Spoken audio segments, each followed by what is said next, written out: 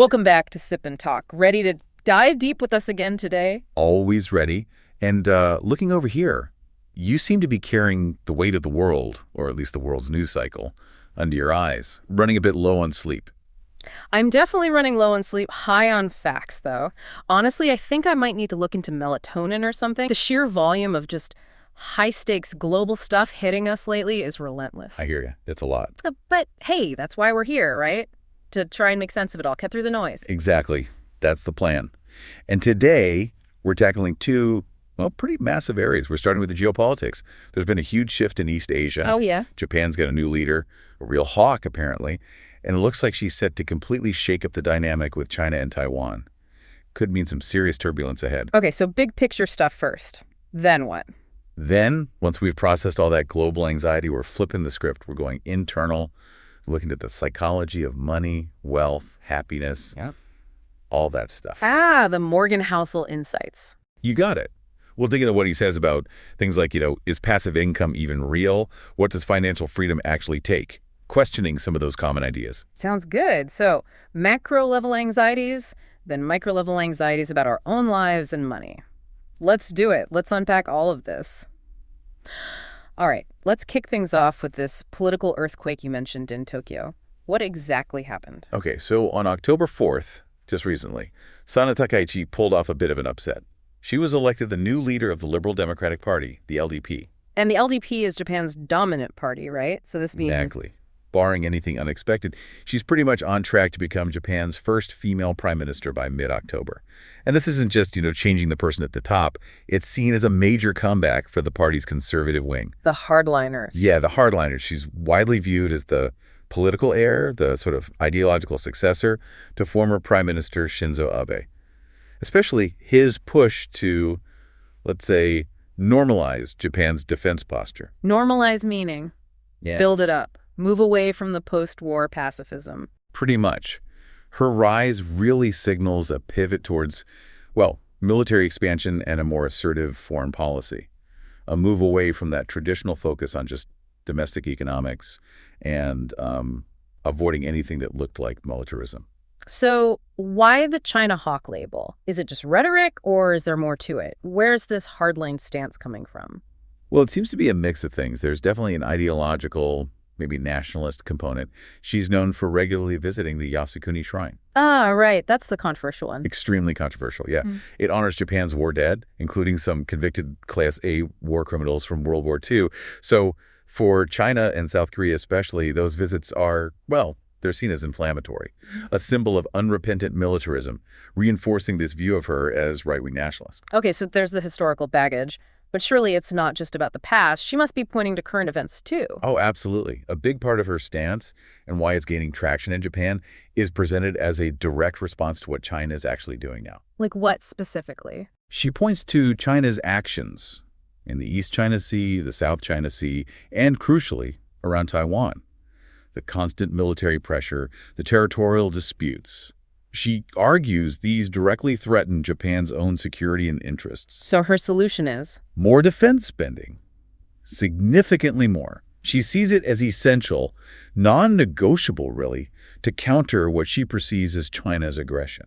Okay, so a hawk on security. But what about the economy? I heard about Sanonomics. Is that just Abenomics 2.0? It's definitely inspired by Abenomics, focusing on massive stimulus.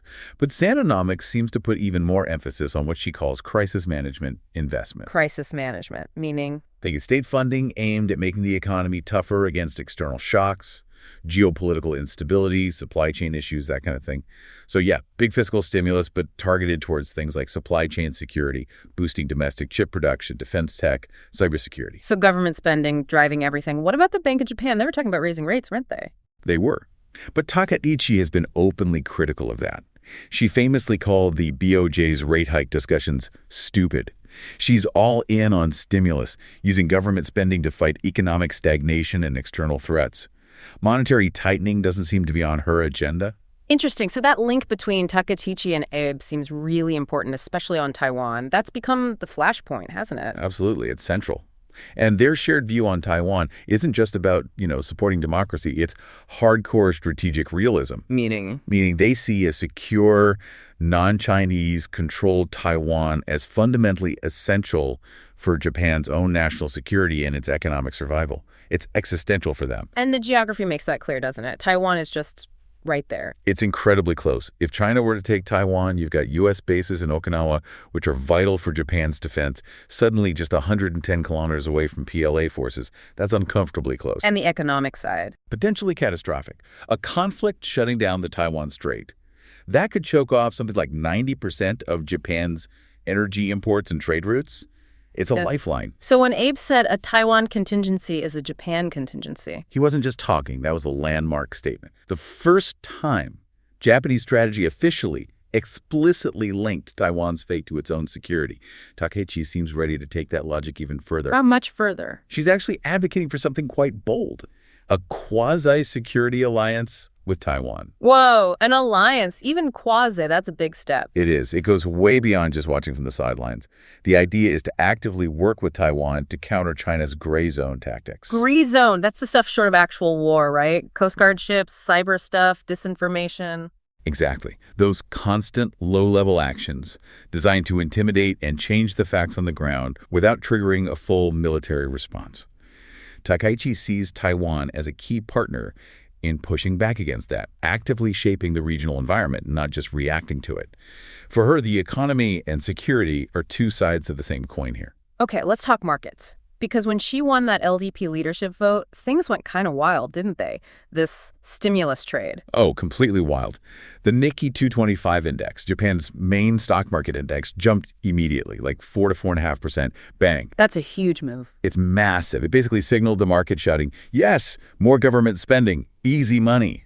They were clearly anticipating exactly what Takeichi promised. Yeah. Big fiscal stimulus. And the Bank of Japan's plans to maybe raise interest rates? Thrown right out the window, basically. The probability the market assigned to a BOJ rate hike in October just plummeted. It went from almost 70% certainty down to like the low 20s overnight. Wow. So the market just decided monetary tightening is off the table now? That's what it looks like.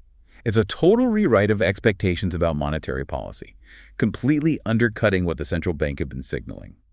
And predictably, that weakened the yen. It started creeping closer to that 150 per dollar mark, which makes people nervous. So investors piled into? Defense stocks, obviously. Yeah. Technology, infrastructure, construction, anything likely to benefit from big government contracts under Sananomics. And bank stocks? They softened. Banks generally like higher interest rates, so when the expectation of rate hikes evaporated, bank stocks lost some appeal. The market is clearly betting that Takeichi's political momentum will keep the government spending taps open, even with worries about inflation or the weak yen bubbling up. Right, so Japan's making this big shift. But it's not happening in isolation, is it? It's a reaction to something. It's about this growing perception of China as a threat. Exactly. It's a multi-layered threat perception. It's not just one thing. China's behavior, which might seem, normal or even justified from their internal perspective, looks very different from the outside, especially to neighbors like Japan. That's a key point. It looks calculated and, frankly, aggressive on the international stage. Okay, let's break that down. Starting with the military side, beyond just Taiwan, you mentioned this sort of low-level harassment. Right, these gray zone tactics, things that operate in that space between declared war and actual peace, like Chinese Coast Guard ships constantly entering Japan's exclusive economic zone, the EEZ, near those disputed islands, the Senkakus or Diaoyus. How often are we talking? Over 300 times between 2023 and 2025 alone. That's not accidental navigation. It's a persistent, provocative presence. It's designed to test Japan's responses, wear them down, establish a new normal, all without firing a shot. And now there's this bigger picture alliance forming, the CRINC thing. China, Russia, North Korea. Yeah, Japan's defense ministry is flagging that as a serious concern. The CRINC grouping China, Russia, North Korea, they're conducting joint military exercises more often. Practicing what? Things that look worryingly like simulating blockades of Japan's southwestern islands, large-scale maneuvers near Japanese territory. It forces Japan to think about threats coming from multiple directions at once, stretching their defense resources thin. Okay, so military pressure. What about economically? Does China use trade as a weapon? Oh, definitely. The big example recently was the 2023 ban on all Japanese seafood imports. That was after the Fukushima water release, right? Correct, but widely seen as a politically motivated move, using the water release as a pretext. And the impact was huge cost. Japanese exporters billions, maybe around $6 billion. It sent a very clear message. China's willing to use its massive market access as leverage to exert political pressure. Trade isn't just trade. It can be conditional on political alignment. And then there's the cyberfront, the invisible attacks. Yeah, that's a constant worry. We know about sophisticated Chinese state-linked hacker groups, like one called MirrorFace, specifically targeting sensitive Japanese government agencies, even JXA, the space agent. And remember that massive ransomware attack in 2023 that paralyzed Nagoya port. Yeah, the hub for Toyota and all the car exports. Exactly. Shutting down a critical logistics hub like that isn't just random hacking. It's seen as an attack on Japan's economic lifeline. Japan's National Police Agency definitely views this kind of systematic cyber activity as a major long-term national security threat. Okay, this leads into something really uncomfortable, but maybe crucial for understanding the deep mistrust. This patriotic education in China, some call it hatred education. It's a really sensitive point, but plays a huge role in the perception gap. Since the 1990s, the Chinese education system has heavily emphasized Japan's wartime atrocities, the century of humiliation. History is important, but critics argue it's often presented in a way that omits context, like Japan's significant post-war aid and apologies, and fosters this really intense, almost baked-in anti-Japanese sentiment. And it's effective. The numbers suggest it is. Surveys indicate anti-Japanese feeling in China is incredibly widespread, like over 90% prevalence by 2024. This creates real domestic political pressure on the Chinese government. It limits their diplomatic flexibility even if they wanted to ease tensions. And tragically, this isn't just theoretical animosity, it spills over into real violence sometimes. Sadly, yes. There have been recent incidents. The stabbing of a 10-year-old Japanese boy in Shenzhen in 2024, where anti-Japanese sentiment was suspected, and another attack in Suzhou that same year, targeting a Japanese mother and her son. That's horrific. It underscores how this systematic rhetoric can be internalized and lead to actual violence against ordinary people. It really highlights the danger. Which brings us back to that perception gap you mentioned. How things look normal inside China, but abnormal or untrustworthy outside. Like the idea of charity. Yeah, that's a fascinating example. There seems to be a kind of pervasive skepticism about genuine altruism in some contexts within China, what you might call a pay-to-do-good dynamic. Charity is sometimes viewed as performative or linked to gaining something political favor, business advantage. You mean like scandals or staged events? Exactly. Things like the Red Cross scandal back in 2011, or stories about fake fundraisers, or even state media heavily promoting disaster relief efforts that look a bit too staged. It creates this background noise of skepticism. Which contrasts with Japan's cultural approach. Right. Japan has this concept of ongaishi, which is about returning favors, expressing gratitude. Goodwill is often expected to be quiet, uncompensated, just part of the social fabric. This difference in perspective on something as basic as charity can feed into broader international mistrust, making it harder to accept large-scale initiatives at face value. Another big gap, this safety versus freedom paradox. China heavily promotes itself as incredibly safe, right? Low crime rates, lots of surveillance. Yeah, they boast about the low homicide rate, like 0.5 per 100,000 people, and the extensive surveillance network, Skynet. Internally, that's often framed as reassuring, providing order and stability. But from the outside? From the outside, especially from democratic neighbors like Taiwan or Japan, that same surveillance and lack of transparent legal process looks risky. Businesses worry about arbitrary detentions like that Japanese executive arrested for alleged espionage with little public evidence. People worry about free speech suppression reports of thousands jailed just for expressing opinions. So the very thing that provides a sense of security internally is perceived as a source of risk externally because there's no independent judiciary or due process you can rely on if something goes wrong. Precisely. Something as simple as forwarding the wrong message on WeChat could potentially lead to detention for someone from Taiwan, for instance, with limited recourse. So you have this paradox. Perceived safety for citizens through heavy policing versus perceived high risk for outsiders due to the lack of legal transparency and predictability. It makes genuine trust very difficult to build. Okay, let's widen the lens a bit now. Beyond the immediate Japan-China dynamic, how are these tensions playing out globally, especially with the U.S.? The tech rivalry is still front and center. Absolutely. And there's some movement on the trade front, apparently. Reports suggest Beijing is pushing the Trump administration to ease up on those national security restrictions blocking certain Chinese financial transactions. What are they offering in return? It sounds like a potentially massive package, maybe up to $1 trillion in investment, plus they're asking for lower tariffs on goods made by Chinese factories located in the U.S.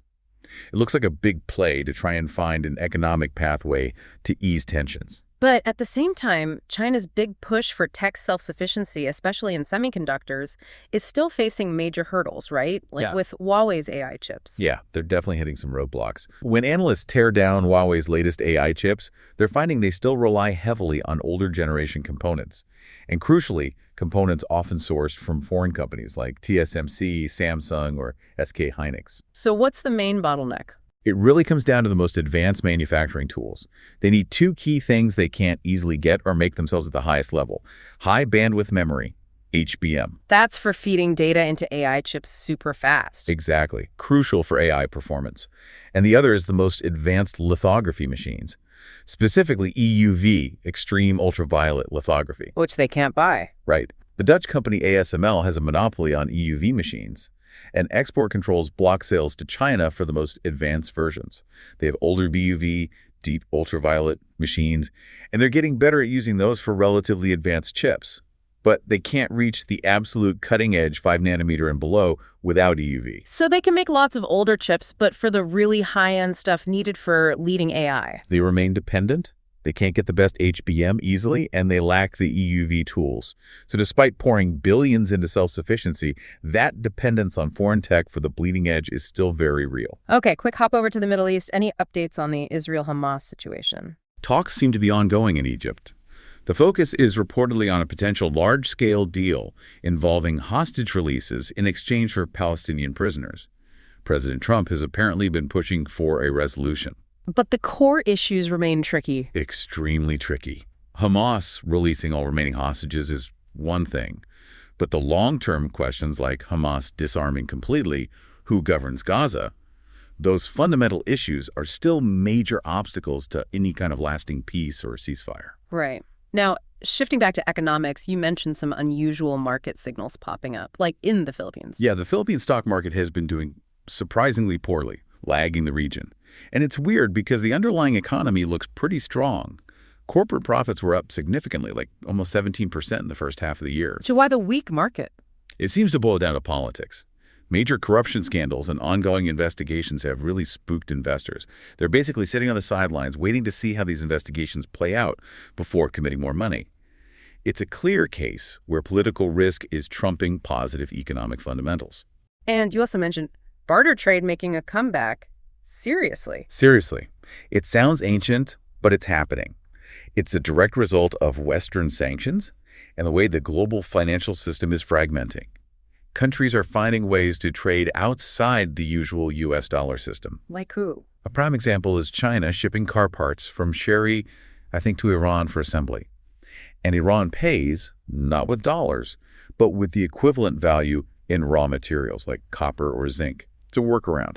It bypasses financial restrictions and keeps goods flowing between island states. Wow. Okay, and amidst all this uncertainty, what's the classic safe haven doing? Gold. Gold is doing what gold does in times of anxiety. It's strong. It's been pushing up towards $4,000 an ounce. $4,000, really? Getting close. It's the go-to hedge against political risk, whether that's international tensions escalating or even domestic worries, like the potential for another U.S. government shutdown. When political anxiety rises, gold prices tend to follow. Anything else notable on the global finance front?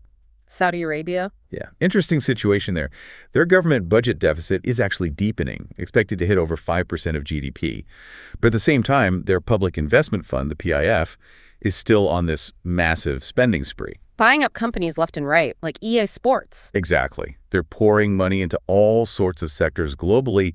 It just underscores their huge long-term bet on diversifying the entire Saudi economy away from oil, seemingly no matter the short-term fiscal cost. They're playing a very long game. Okay, wow. That was a whirlwind tour of global hotspots and economic jitters. Takaichi, tariffs, tech wars. It's a lot. It really is. So now let's pivot, just like you said. Let's bring it home and talk about the anxiety that hits closer to home for most of us. Money, spending, happiness, our own sense of worth.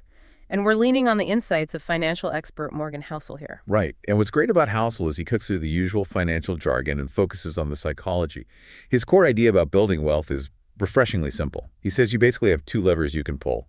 Only two. Fundamentally, you either sacrifice more, meaning you work harder, work longer hours, earn more money, or you want less. You cultivate contentment, you manage your desires. That's it. Sacrifice more or want less. Okay. Yep. And he kind of takes aim at one of the internet's favorite get-rich ideas, doesn't he? Passive income. Oh, yeah. He pretty much dismisses passive income as a myth, or at least misleading. How so? His argument is that the work is still there. It's just hidden or maybe deferred. Take owning rental properties, often touted as passive income. Right, the mailbox money dream. Yeah. Except Housel points out the reality. It involves dealing with broken toilets and leaky roofs, finding tenants, managing repairs, handling vacancies. That's not passive, that's active work. It's basically running a small business. True wealth, he argues, requires genuine sacrifice or genuine discipline in wanting less. There's no real shortcut. That makes sense. And this ties into why we spend money, doesn't it? He says it's rarely just rational. We're trying to scratch some kind of psychological itch. Exactly. And very often, that itch is about status. Social comparison. We use material things, the fancy car, the big house, the luxury, watch less for their actual utility and more as signals. Signals to show where we stand in the social hierarchy. Keeping up with the Joneses, basically. They're trying to be the Joneses. We're wired to compete, and in modern society, money is often the easiest way to keep score. As Housel puts it, for many people, consciously or not, it matters how well I'm doing relative to you. That constant comparison drives a lot of irrational financial behavior. He has that great thought experiment to illustrate this, the deserted island test. Oh, that's a brilliant one. Yeah. Ask yourself, if you were totally alone on an island, no one to impress, no neighbors, no Instagram, what kind of car would you really want? Probably something practical, like a pickup truck or a reliable SUV, right? Not a Lamborghini. Exactly. Most people would ditch the flashy status symbol and choose pure utility. Something durable, easy to fix, maybe comfortable. Or a house that's comfortable and has a nice view, not necessarily the biggest one on the block. The fact that our choices change so dramatically when the audience disappears proves that a lot of our spending is driven by signaling, not intrinsic need or preference.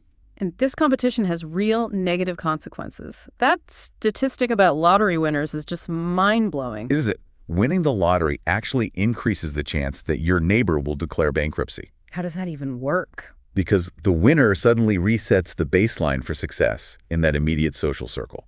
The neighbor sees the new cars, the renovations, maybe the pool, and they feel pressure to keep up. They start making financial decisions. They can't afford taking out loans, running credit card debt, trying to match this new unattainable standard. They literally get financially wiped out by comparison. Wow, toxic comparison. And what's driving this constant chase for more? He talks about dopamine, right? Yeah, and he clarifies a really common misunderstanding. We often think of dopamine as the pleasure chemical. It's not. Not exactly. Yeah. He says dopamine is more accurately the chemical of wanting. It's the motivation chemical. It's what drives you to seek out rewards, to pursue the next goal, the next acquisition. It's essential for drive, but it's also what keeps us on the hedonic treadmill. The what? The hedonic treadmill.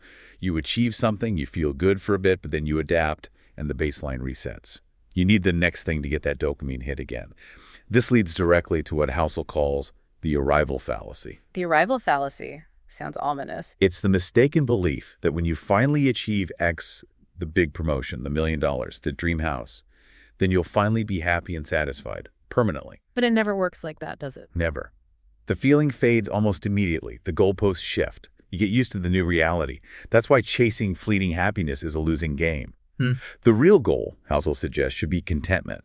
Just being satisfied with what you have, wanting nothing more in that moment, that's much more durable. This deep relationship with money can even cause psychological issues, right? He talks about something like post-traumatic broke syndrome. Yeah, that's a powerful concept. It describes people who maybe grew up extremely poor, experienced real hardship, but then later achieved significant financial success.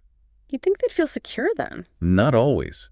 Some remain deeply anxious about money, terrified of spending anything, constantly fearing they'll lose it all and end up back there in poverty.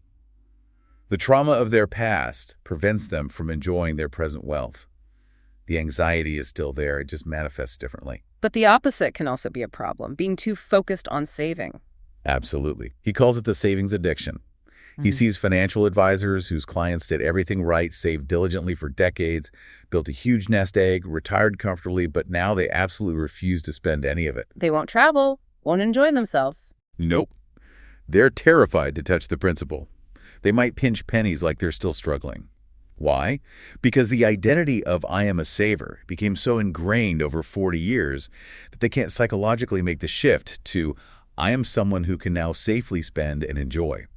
So in both cases, the compulsive spender chasing status and the compulsive saver terrified of spending money is basically controlling them. Exactly. Housel uses the image of money being like a marionette doll, pulling the strings of their personality, making them act against their own well-being and preventing genuine contentment. It also really hits home when he says money just amplifies who you already are. It's like power in that way. Right. If you're anxious, more money might just give you more things to be anxious about. If you're unhappy in your relationships or lack purpose, a bigger bank account won't magically fix that. It might just make your misery more comfortable or more visible. So if money itself isn't the answer, how do we use it as a tool to build a genuinely good life? He has a framework for that, right? He does. Yeah. And it's beautifully simple, again, focusing on the psychological needs money can serve. His formula for a good life, facilitated by money, is independence plus purpose. Independence plus purpose. Okay, let's break down independence first. What does he mean by that? It's not just being rich enough to not work, right? No, it's not about being idle. It's about having control and flexibility. The ability to choose what you do, when you do it, and who you do it with. That's his definition of independence. And this is why he says the primary reason to save money is actually purchasing independence. I like that framing. Saving isn't just accumulating dollars, it's buying yourself options, buying freedom. Precisely. Think about it practically. Even having just, say, 6 months of living expenses saved up gives you incredible power. If you lose your job, you're not desperate. You have breathing room. You have the independence to take a month off, reassess, look for a job that's actually a good fit, maybe aligns better with your values or skills, instead of grabbing the first awful job that comes along just to pay the bills next week. That's independence. Okay, that makes total sense. But independence isn't enough on its own, is it? You hear about people who retire super early with tons of money and then they're miserable or they go back to work. Exactly. That's where the second part of the formula comes in. Purpose. You need something to do with that independence. A reason to get up in the morning that's bigger than just yourself. Like what? Family, community. Could be anything meaningful to you. Raising a family, contributing to your community, mentoring others, engaging in creative work, pursuing a passion project. Something that gives you a sense of direction and contribution. Housel argues that independence without purpose often leads to boredom, feeling adrift, a lack of identity. Purpose is what anchors you. So independence gives you the how and purpose gives you the why. Well put, yeah. And this framework, independence plus purpose, is also the perfect defense against that toxic status game we talked about. If your goal is internal control and meaning, you're less likely to get caught up in external comparisons. That reminds me of that Jimmy Carr quote Housel uses about realizing nobody was thinking about you. Well, that's a classic. Yeah. In your 40s, you finally realized a truth, which was nobody was thinking about you the whole time. We spend so much energy worrying about what others think of our car, our house, our job title. When really they're mostly worried about their own lives. Exactly. Everyone's the main character in their own movie. Realizing how little mental real estate you occupy in other people's minds is incredibly liberating. It frees you to focus on what actually matters to you. Which leads to his ultimate decision-making framework, regret minimization. Right. The idea is to live your life and make your financial choices in a way that minimizes the regrets you'll have when you look back at the end. And what do people typically regret most? It's usually not money-related, is it? Almost never, according to studies of the elderly. The big regrets are almost always relational or about character. Not spending enough time with loved ones, family, friends, not being kinder, not taking more chances or being more courageous, working too much at the expense of relationships. They very rarely say, I wish I'd made another $100,000 or I wish I'd bought a bigger house. That really puts things in perspective. It leads to that reverse obituary exercise he suggests. Yeah, it's a powerful thought experiment. Sit down and write the obituary you hope someone would write for you one day. What qualities would you want highlighted? Probably things like being a good parent, a loyal friend, honest, kind, maybe made a positive contribution through work or volunteering. Right. It's always about character traits and relationships. It's almost never about income level, net worth, the square footage of your house, or the horsepower of your car. So Housel's point is, if the things you're relentlessly chasing today, the status symbols, the next rung on the ladder, wouldn't even make the highlight reels in your own ideal obituary. Maybe you're chasing the wrong things. So what's the practical advice then? How do we focus on what matters? He talks about the humble bubble. Yeah, the humble bubble. It means focusing your energy and aspirations primarily on the things that happen under your own roof, the things that directly create lasting happiness and contentment for you and your immediate family. Like health, relationships, personal growth. Exactly. Your health, your marriage or partnership, your relationship with your kids, learning new things, feeling secure in your home. When your aspirations start extending too far outside that bubble, constantly comparing yourself to neighbors, chasing a lifestyle dictated by others, needing external validation, that's when you tend to spin out and get caught back in that unwinnable status competition. And financially, the path to support that humble bubble is often kind of boring. Yeah, he calls it the boring money games. For most people, the best path to building wealth sufficient for independence is patient, long-term investing in low-cost, diversified index funds. Set it and forget it, basically. Pretty much. Avoid trying to time the market, avoid chasing hot stocks, keep fees low, be patient. He has that great line. You need to be smart enough to understand the basics, but not so smart that the basics bore you. Meaning, the people who often get into trouble aren't the complete novices, but the ones who know just enough to become overconfident. They think they can beat the market, they start making complex or risky bets, and they deviate from the slow, steady, boring path of compounding that actually works best long-term. It all seems to circle back to managing desire, doesn't it? His definition of wealth. Yeah. Wealth, what you have minus what you want. It's brilliant. It means the fastest way to feel wealthier isn't necessarily earning more money. It's often just wanting less, reducing your desire for more stuff, more status. Yeah. That creates an immediate surplus. That's a form of freedom you control directly. Yeah. You know, looking back at our conversation today, we've really covered two extremes, haven't we? We started way out there with the big aggressive shifts in geopolitics. Yeah, Takeichi's Japan taking a much harder line, driven by what they see as real threats from China across military, economics, cyber, all of it. And then we zoomed right in to the intensely personal battle we all fight internally around money, status, and finding contentment. Learning from Housel that may be the key to stability, whether you're talking about nations or just your own household budget, is stepping off that treadmill of competition, focusing on independence and purpose instead of just chasing status. That really feels like the core connection, doesn't it? Avoiding the toxic status game. And it applies everywhere. The path to stability seems to involve managing expectations, not just relentlessly pursuing more. It's that idea of contentment again.